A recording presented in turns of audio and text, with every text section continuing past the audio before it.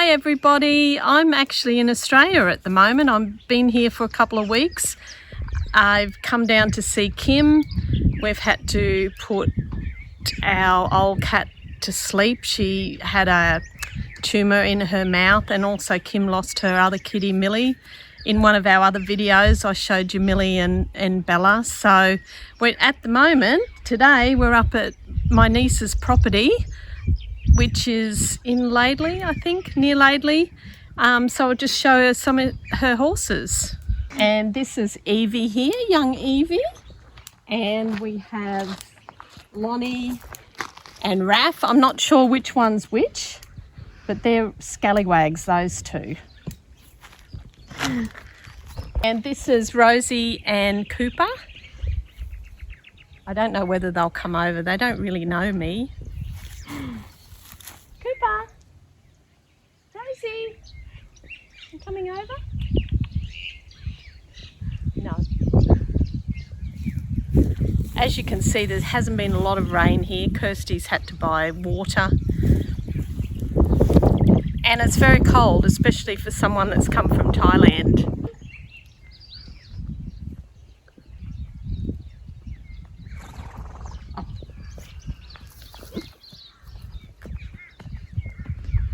This is electric. Hi. Oh, you're a big boy. Hello. Hello. It's so big. Hi. Hi. I haven't got anything for you. Hi. Hi. So big. Look at them teeth. Oh, look at them. They look like mine. And this is young Toby. Hi, Toby. Are you a good boy? You're a good boy, aren't you? A farm dog. And this is little Candy. Yes, you're so cute. Oh, look at you. Yes.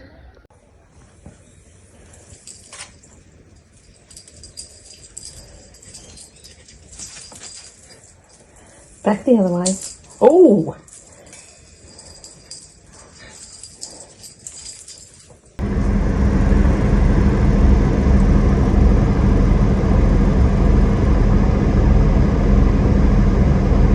Hello everyone. So we've had an interesting day today. We ordered some medication from India.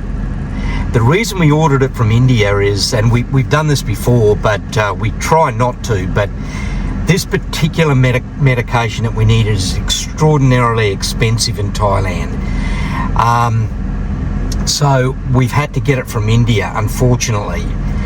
I mean, the price of it here is just through the roof, and you know, the other thing we could have done is flown back to Australia and got it from there and brought it back, but that would have been more expensive again.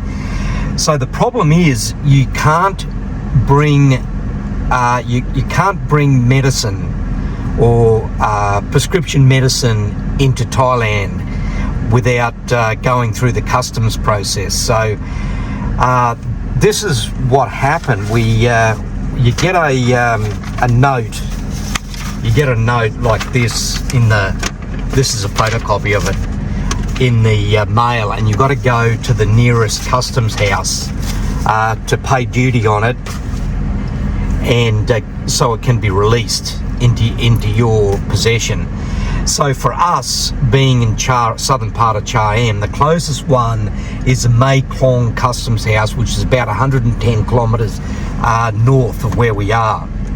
So it's a bit of a drive, but anyway, we got up here and we eventually saw the person we needed to see and completed the paperwork, and were able to get our medications, and we paid a 626 or 625 baht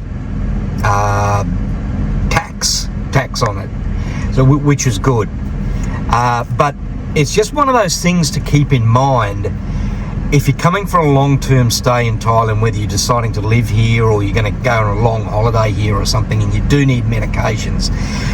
Just make sure that you can get them in Thailand. Well, you will be able to get them, Thailand will have any medication that you need, but it comes down to the price with some of them. Most of them, 95% of them, are just really, really cheap. But there are some, like this one we had to get, which is extraordinarily expensive. So that leaves you only with a couple of options, and the options that we've tried is getting them from India. But then if you do that, you've got to go through this process as the customs office and to collect the parcel. And it's probably best if you order no more than 3 months supply, because they want to be sure that you're not selling it here or something like that. I don't know why it's like that here. I've got some ideas why it's like that, but anyway, it is. So the importation of in medication of any type, and also vitamins and supplements, is very tightly controlled in Thailand. It is permitted, but it's tightly regulated. So you've got to go through this process when you order something from overseas. You can bring your personal supply of medication with you, of course, when you come to Thailand for your holiday. That's absolutely fine. That's no problem at all. It's when it comes through the mail that this kind of drama comes up.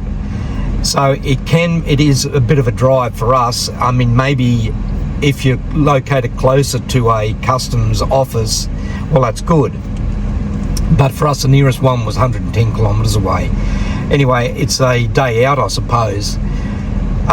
So there we have it. It's no real drama, but if you possibly can, and you get into this situation, if you possibly can, bring a person with you who can speak Thai. Muzz is not with us at the moment. He's at home visiting his family. He would have come with us, and he speaks enough Thai to help us get through this, no problem at all. So we got through with Google Translate, but it's easier. It's just easier for you if you've got a person you can bring with you that can speak Thai. Just makes it easier. Not essential. You can get through like we did without any real dramas. But you come to some of these country customs houses and government departments, no one will really speak English. Maybe one person inside will, but you can get through it. No problem. Okay guys, thank you.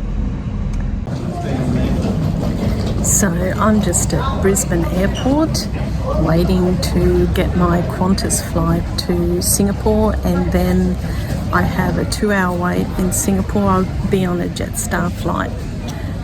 I was 2 kilos over my 30 kilo limit, and Qantas charged me $70 for that. So if you're flying Qantas, make sure you've got the right luggage allowance. I didn't have any scales at home. I knew it was heavy, but just 2 kilos, but never mind. It's all my goodies to take back to Thailand that I can't buy there. So I hope I have a good flight.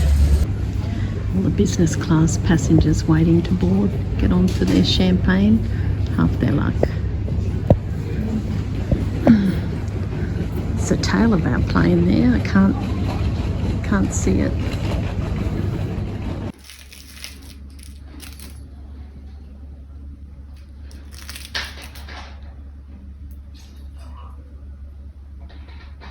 That's it. Oh well, that's... And what do you got there, Chris? Oh, hello Linda. Hello everyone. How are you going? Well, we got a blue roll and a green roll, as you can see here. Now the green roll is actually artificial grass or artificial turf, or as it's called in Thailand, in English, it's called fake grass. And we're going to put that out the back. We've got real grass in the front here, if you want to have a look at that. Our front yard is real grass, but we thought we'd put artificial turf in the back because we won't have to mow it, I suppose, and we weren't too sure how much sun it would get and so on out there. It'd just be a lot easier to care for. Hopefully it's the right decision. Because the rocks are a nightmare, aren't they? Well, you can't walk on it. It's just complete disaster. They're sharp. They're all sharp, and it's complete and utter rubbish. So we've decided we'll put our artificial turf out there. So come and have a look, and I'll show you where it's going to go. So first of all, I'll show you these new trees that we've had put in. Well, we got these for free. The the project manager was kind enough to offer us these 2 trees. I don't know where they come from. I didn't ask, but she said, would you like them? And I said, yes, definitely we'll take them. So the gardener has put them in. So they're going to hopefully offer a little bit of afternoon shade for the pool, and hopefully not throw too many leaves in there. But this is the area where we're going to put the artificial turf. So wherever you see the gravel, as we move around here, it's going to be artificial turf here. Or fake grass. Let's call it what the Thais call it, using English. Yeah. Fake grass. Do you like our little shed? Oh yes, this is another thing. We bought a little shed to put our things in. We've got a few odds and ends and tools and things in there. So that's all plastic, so that's not going to rust. So all out here. And it'll just be easy care then. So the guys are going to lay it properly. Obviously there's going to be some professionals come to lay it. This is what we're hoping anyway. we're hoping they'll be professionals. It might actually turn out to be our regular gardener, we don't know. But anyway, as long as it gets laid properly, it should be great. Hope to do is in this area we'll once the artificial turf goes down, the fake grass goes down, we'll put one of these Thai style, what do you call it, cabana, or huts. Yeah, a little Bali type hut. I just don't know the correct word in Thailand for them. But it's a roofed bamboo structure, and there's seats. Usually they accommodate up to 6 people. They're quite good, a real Thai thing. And as if you've been to Thailand before, you will have seen them around the place, no doubt. But we're thinking we'll put one of those in. This is the house they're building right beside us. They're coming along quite good. They work on it 7 days a week, actually, even public holidays and on Sundays. Quite amazing. But the boys are getting there, and girls, they're getting there. This is the sad state of our gardening, folks. But to be fair, it's not entirely our fault. I mean, the sun is just blazing heat and humidity, so most plants don't fare terribly well. But these ones haven't done well at all. But these other ones are okay. We bought them from our other house, so they've been okay.